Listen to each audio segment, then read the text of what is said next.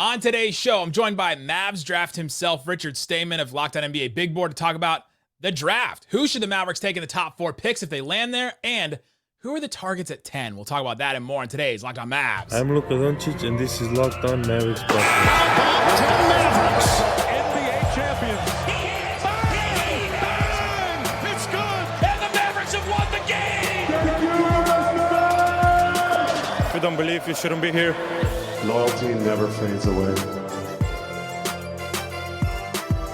And welcome. You are locked on to the Dallas Mavericks. My name is Nick Angstadt, media member and NBA channel manager for the Locked On Podcast Network, your team every day. Thanks for being part of the show and making Locked On Mavs your first listen every day. Subscribe or follow for free wherever you get your podcast. Just search Locked On Mavs, where the best way you can help us grow the show is to listen every day and to comment anything below. Let us know in the comment section. Who do you want the Mavs to draft if they get the 10th pick? Let's say they land there. It's like a 60-70% chance they land there. Who should they take? Let us know in the comment section below. Also, if you want to support the show, go the extra mile and keep us 5 days a week all throughout the offseason. Subscribe to our subtext. Click the link in the description below.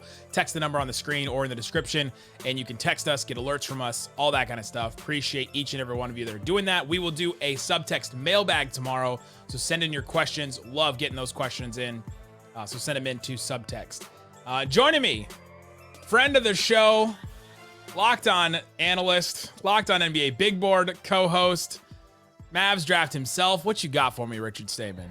Hey, we're less than a week from the Combine. I'll be there for the first time ever. I'm excited. Oh, the Combine is right there. The lottery has got me feeling things. There's a 20% chance they lose the pick, and this conversation becomes pointless that we're about to have. 80% chance, though, that what we're about to talk about is very important. So on today's show, we'll get into some sleepers, some trade back targets, and we'll talk a lot about who they should take at 10. But I want to start here, Richard, because there is still a chance they get 1 through 4, right? There's still a chance that the Mavericks get up in that top 4. It's about a 14% chance, so it's not huge, but it's not small. It's not nothing either. I mean, there's 0% chance like the Hawks at 15 get up in that top 4.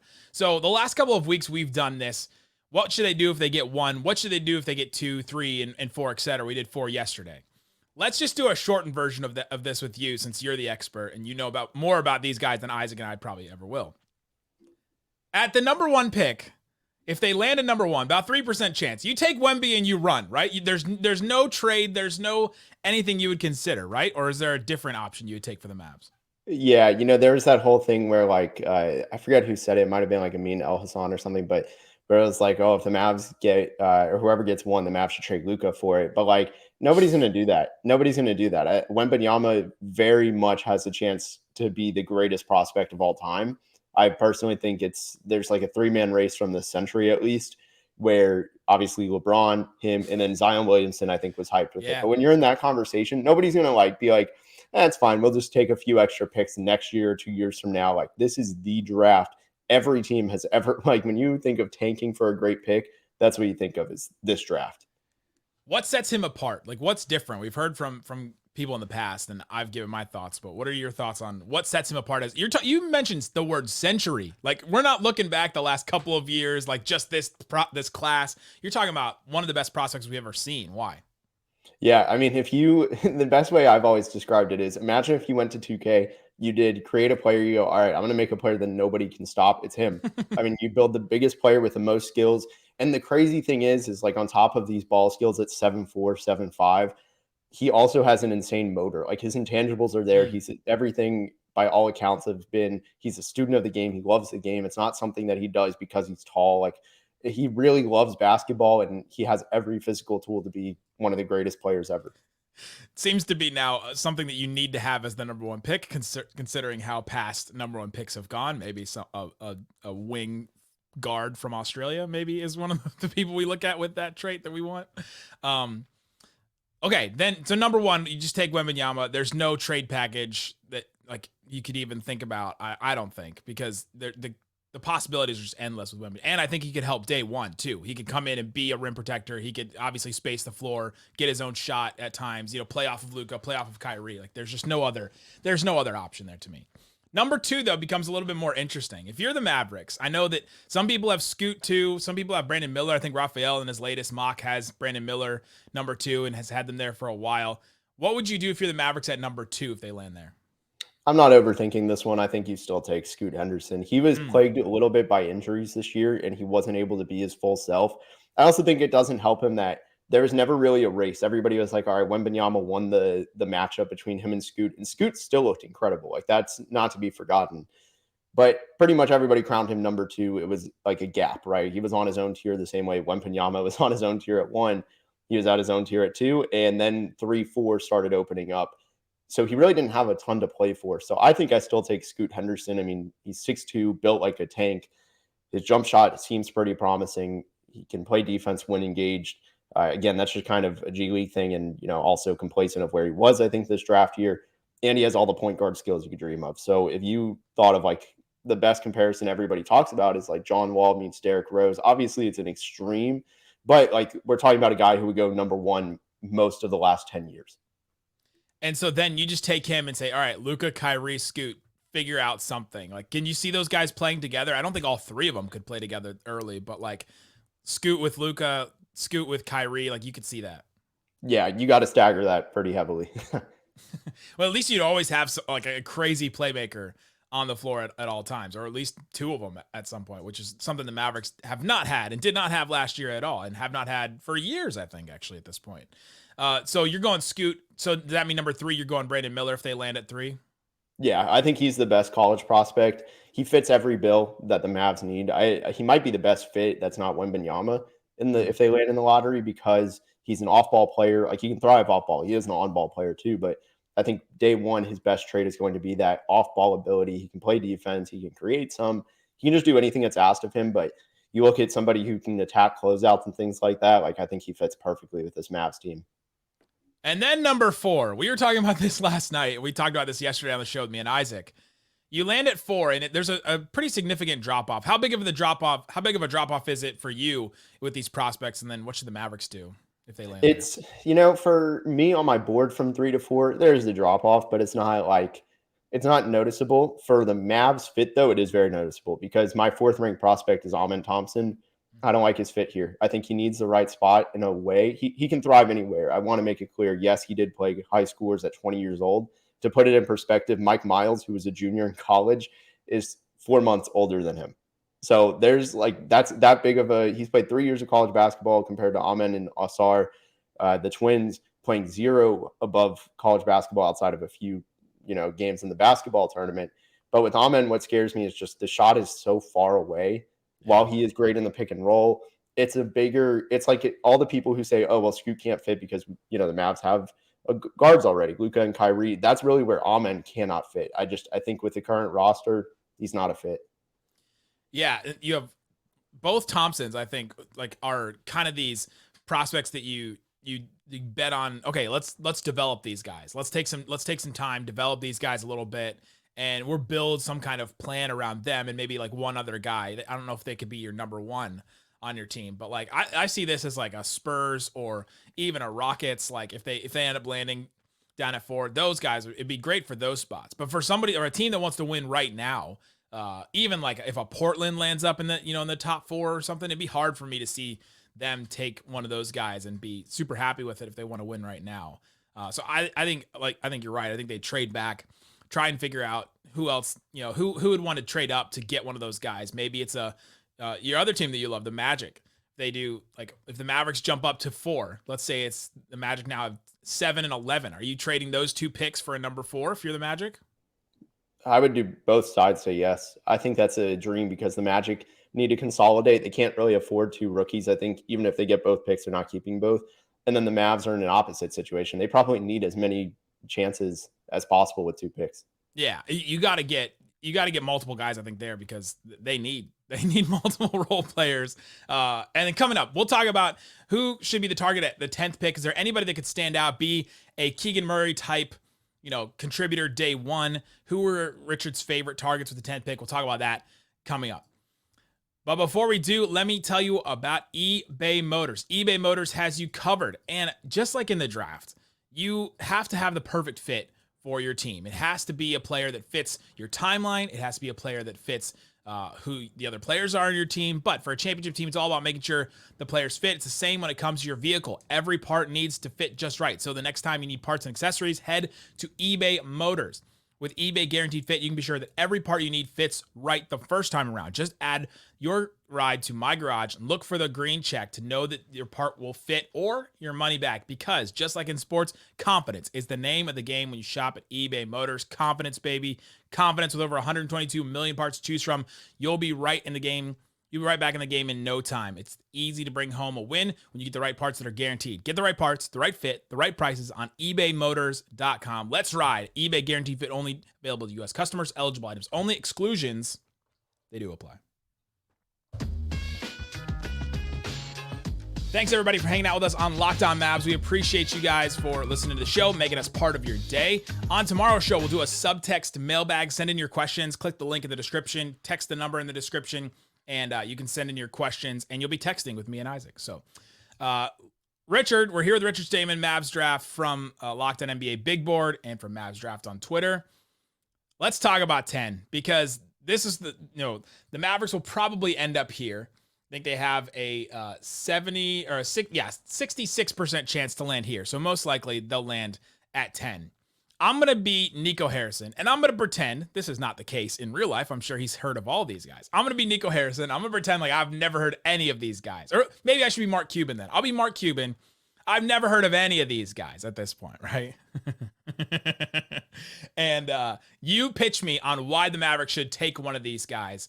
Or you could tell me they shouldn't take one of these guys at 10. I'll just start naming off some names for the 10th pick. I'll start with Cam Whitmore. Tell me about him. Explain to me as Mark Cuban who he is and why the Mavs should or shouldn't take him. Yeah, Cam Whitmore is, if you were to draw up a prototypical small forward, he really fits the bill. He's athletic, has an ideal frame, 6'7", 6'8", super athletic. There was a picture that came out earlier this week of him clearing the vertical jump that I think is just a vertical jump. You know what I'm talking about, where they set out that the bar. pole with like the stick sticking out. I just imagine him jumping over that is what I just imagine him doing. So literally his hand goes above the final one. And he's a freak athlete. He played through some injuries. I think it was like a thumb injury. It wasn't anything like significant. But that is kind of what people thought of Cam Whitmore, was that noise. But, I think... That's my dog. It's storming in here in Dallas, and he is not liking it.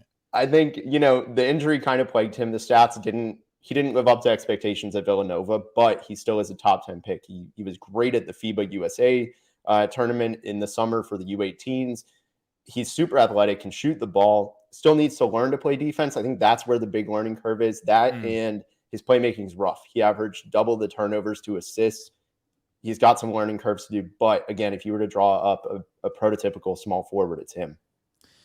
As Mark Cuban, I would say that we need one of those. That's something that we need as the Dallas Mavericks. I'm interested. You've piqued my interest. Tell me about Anthony Black.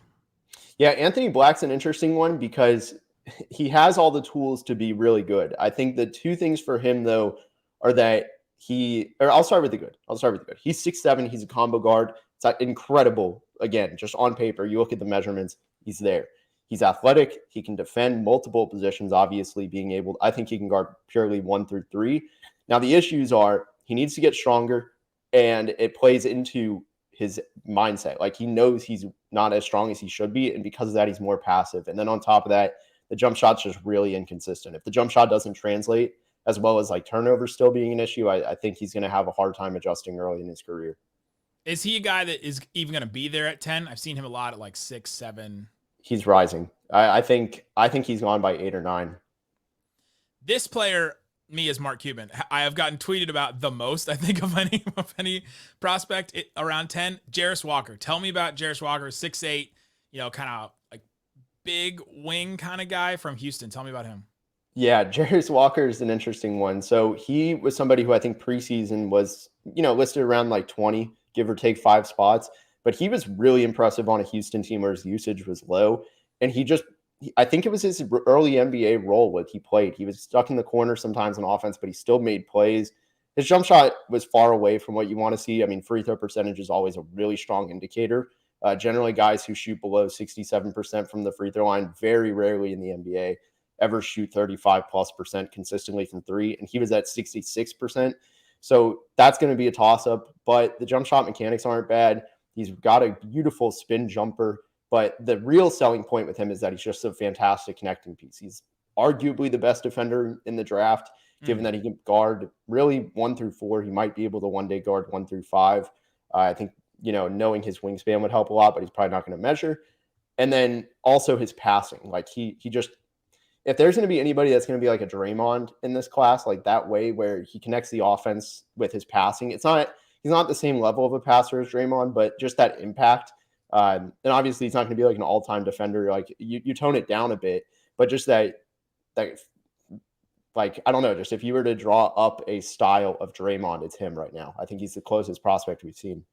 You've sold me when you just said he can play defense. That's where you sold me, because if you think about what the Mavericks need, I mean, and it seems like at 10, there's a bunch of guys in this range that can play defense pretty well. Like that's their calling card, some of these guys.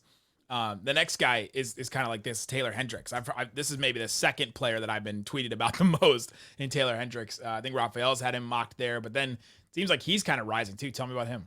Yeah, I actually doubt he's going to be there now. I've had him at 6 on my board for 3-4 months now, and I think he goes 6 or 7. Like it was something he was hiding in plain sight. UCF wasn't exactly the most scouted team this year, but just statistically, like if you don't mind me reading off his stats, like I'd love for you to hear like pick apart anything. 15 points a game, 7 rebounds, 1.4 assists, 1 steal, 1.5 or 1.7 blocks, which is number 1 in the conference.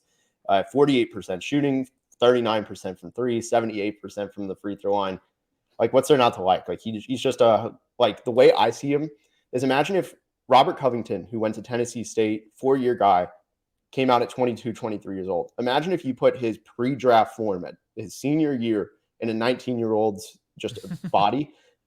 If that ability, like he's got the starter kit, is basically the way I would present it. Like he is that good. He's going to be one of the best role players in the league. Let's say hypothetically, Jarace Walker and Taylor Hendricks are on the board at 10 somehow. Some couple guys get like some real love. If you're the Mavericks, who are you taking between those two?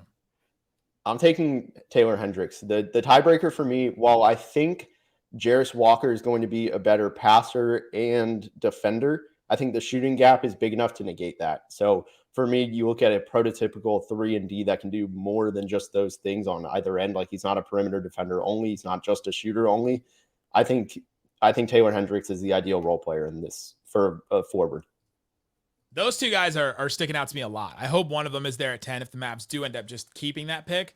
But yeah, those two guys stand out to me a ton as defenders, as, like you said, the connecting piece glue guy. The Mavericks have needed a couple guys like that because you already have the offense in Luka and Kyrie. I mean, you want to think forward, but you also have the offense in Jaden Hardy coming up, right? So it's not like you need to find a scorer in this draft, and you need to add that too. You don't have a baseline defense at all. so you need to start with that. Maybe one of these two guys can. Grady Dick is another player I'm seeing around the 10th spot. Contrary to everything I just said about the Mavericks needing a scorer or needing a defender, tell me about Grady Dick and if the Mavs should or shouldn't take him. Yeah, I mean, I think first of all, he's not an on-ball defender by any means. He's not going to be your guy who you want to be guarding in isolation. Now, that being said, he is really intelligent. He knows where to be off-ball. I think watching the Mavs, I don't even think the on-ball defense is that much of an issue. I really think the rotations hurt us a lot, where you would see the Mavs miss just simple rotations to the basket, allowing cuts and open shooters, especially, I mean, there's some that are worse about it than others, but there are some games that have really stood out. And Grady Dick, while he isn't going to make a huge impact on ball, I do think that ability just to rotate on defense is just a skill. You got to know what to do, and he knows what to do. He plays with effort. But the big selling point on him is that he's just a lights out shooter. He's a 40% shooter just about from college without really being effective in the corners. And as he grows into that, I just feel like he's going to be a really strong shooter. So you look at intelligent shooters, they don't fail in this league, with size at least.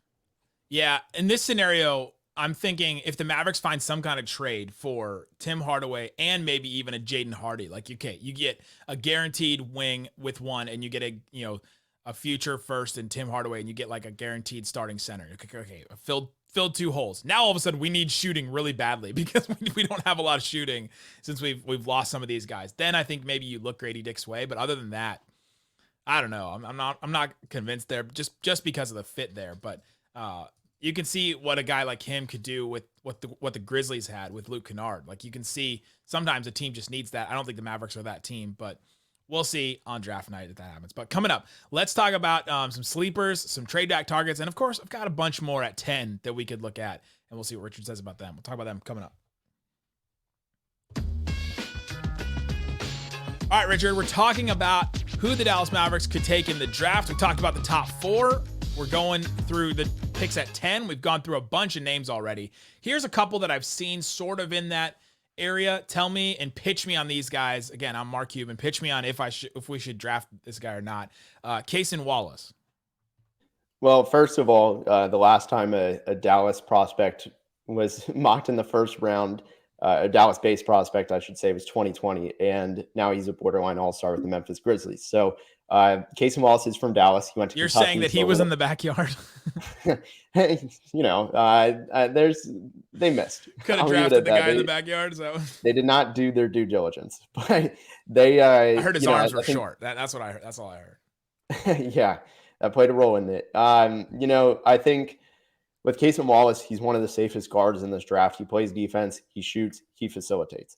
That combo as a guard is just ideal. He may not ever be elite at any one of those things outside of defense, but I think he's worth taking a chance on at 10. I'd be completely happy with it. Again, like, guard defense, it's not the most important position to be great at defense, but like, let's be real, he'd be the best perimeter defender on the team day one.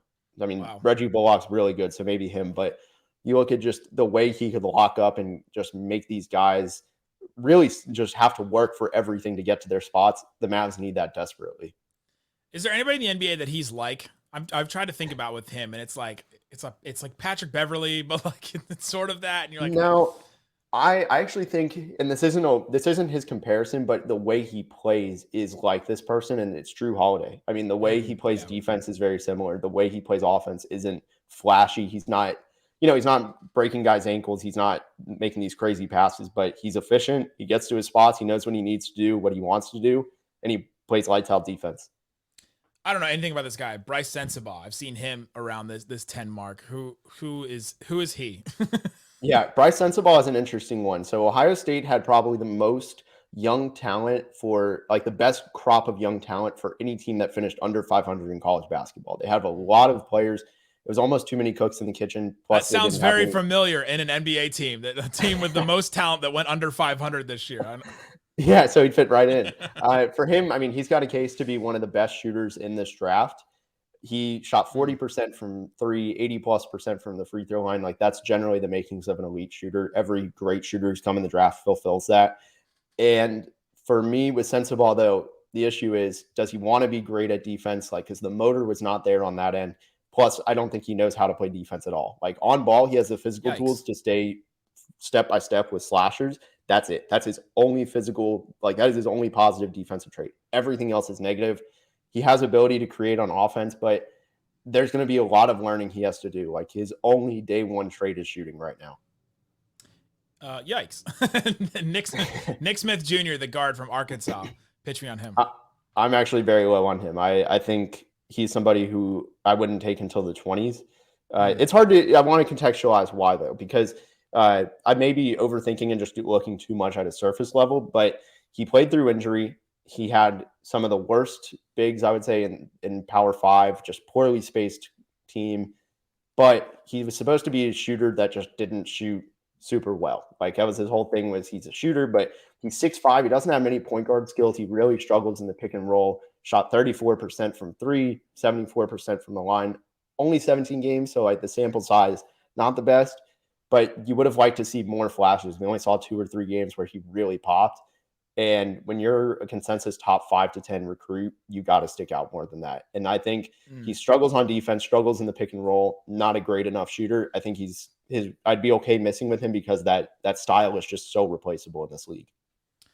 Couple of wild cards that I've seen some people put 10, but most people have them like in the 20s. Raphael has GG Jackson now as one of his top 10 player on his mock draft recently, and he called him the Jaden Hardy of this year's draft. What do you think about him, and is that somebody the Mavs should be looking at even at 10?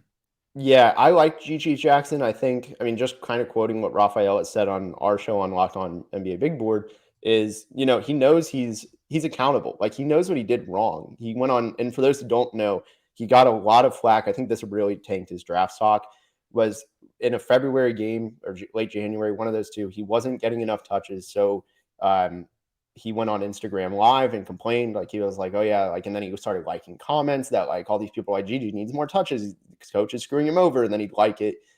And I want to contextualize that the Anthony Edwards or so I was gonna say, like, first of all, that stuff doesn't look, if it can get ironed out, it's okay. Like, we don't know what happened after that. I think that's a big thing. And then also, he turned 18 in December. He is the youngest. He will be the youngest player in the NBA this year.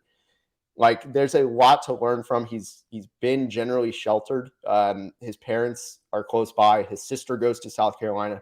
He's never truly been able to be like a free adult by himself, be independent. And I think give him a few years to like mature mentally. And it's not his fault. Like, I'm not necessarily, saying he's immature in that regard in a negative way. He's raw to life. Like, he just doesn't know how to be his own self. And I think a lot of that will iron itself out. When you look at what he actually does on the court, he's a 6'9" creator. The defensive tools, he should be good. Problem is, he wasn't that good. He had a lot of turnover issues, did not pass the ball. He also had terrible, not saying that. He did not have the best teammates. The team was not good. Like, they were the worst in the SEC. And, do you blame him? Like, he wanted to get his. That's why he went to South Carolina. He wanted to be the man. Didn't really work out for him. So with him, you gotta think about it long term. The skills are there. Will the maturity ever come around? Like, somebody that I see compared for him a lot is Christian Wood. I know it's a sour. Okay. Me as Mark Cuban, I'm done. I don't. Also, his stats per 36: 1 assist, 3 turnovers, and it took 16 shots. So it's not like he doesn't have the ball. That's a rough number. That's a rough number right there looking at it. But interesting. Kobe Buffkin is somebody that I've seen start to rise a little bit here, and I don't know anything about him. I love Kobe Buffkin. I think it's funny. Preseason, everybody was talking about how Jet Howard is the guy in Michigan. He's their only prospect. Kobe Buffkin's their best prospect. I mean, he does a lot. You look at just the way I've evaluated him and like sold people on him is, if you can find me something he does negatively that isn't fixed with like NBA training, like I'm talking strength and being older, like that kind of stuff, I'd love to see it, because his main flaw, people have said, is, he's not a good enough playmaker. This was his first year playing as a point guard from high school to now. Like, he was never the point guard.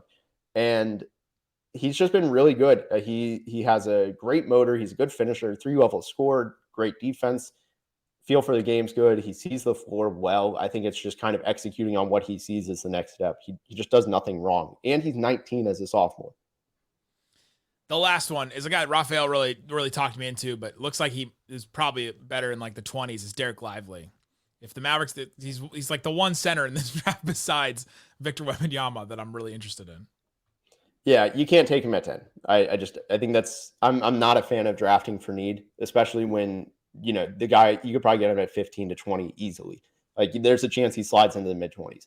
With Lively, his physical tools should have made him one of the best rim protectors and just overall interior presences in the entire country, and he just wasn't that. It took him 3 months to really click. Even then, the stats just didn't pop. Guys that average 6 and 5, no matter what their efficiency is, they're not going to translate to the NBA right away. So if you're drafting for fit, you're generally drafting for right away, and you're not doing that with him. Like, they don't match. So for me, stay away from Lively at 10. I'd be okay if you got another pick in there too. If you got 15, like the Pacers, for example, if you got like 26, and I think they have a teens pick too. If you got those and you got Lively with one of them, and you swung for somebody a little bit, with higher upside, I think, like, and with immediate value, I think you would see. I think that's a better outcome than just taking Lively and calling it a night.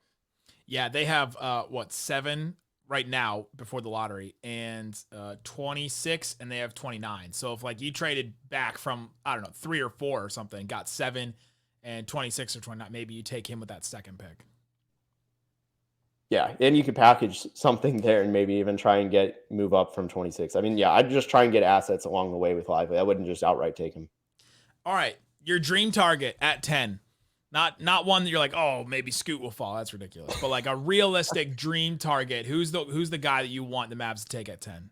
Yeah, I mean, I'm still holding out hope for Taylor Hendricks. If he's not there, it's tough. I wanted to say Dariq Whitehead a few weeks ago, but he's going to miss the entire pre-draft process with another foot surgery, or not another, but just a foot surgery to finally correct the multiple injuries he had. I'm a little bit wary of foot injuries, so I would stay away from him at 10 at least. If not him, I'd be happy with Cason Wallace. I think he's the perfect balance of floor and ceiling. He doesn't have the highest ceiling, but he has a very high floor. So he fits that hole. He can get better long-term while also adding a ton of value now for a rookie. A Cason Wallace, Jaden Hardy backcourt, like as the Mavs bench, makes me really excited because that seems to fit so well. Yeah, they balance each other out perfectly. Let everybody know where they can find you on Big Board and wherever else. Yeah, Locked On NBA Big Board. We're trying to, grow our YouTube a little bit more. We're still a little bit new on that. So follow us, subscribe on there, as well as anywhere else you get your podcasts. As Nick has reminded you for years, we are free and available every day, 5 days a week. We're always here. We're talking about on Locked On NBA Big Board. We're talking about, I think, the most unique stuff like you won't find any other draft podcast talk about. Like, I mean, I feel like we take a very different route while being, creative. We provide intel, things like that. It's really fun too, I think. I'm biased though. Somebody just tweeted at me and the Mavs just sent out an email for Mother's Day saying, surprise your mom with Mavs Man and Champ. You can send Mavs Man and Champ to go greet your mother. Is that something you would do on Mother's Day? Because sending Mavs Man, even the new Mavs Man that's covered up with the armor and the helmet, like, no, I'm out. Like, I can't with I know the basketball skin graph is still under there. Like, I would not send that to my mother. That's a Halloween. See, they should do that same promotion for Halloween. The Halloween I may do because it's scary. Super scary. All right. Thanks everybody for hanging out with us on Locked On Mavs. Tomorrow we'll do a subtext mailbag. Send in your questions. Text us at the subtext. Click the link in the description below. Appreciate each and every one of you guys. Thanks so much for listening to Locked On Mavs. Peace out. Boom.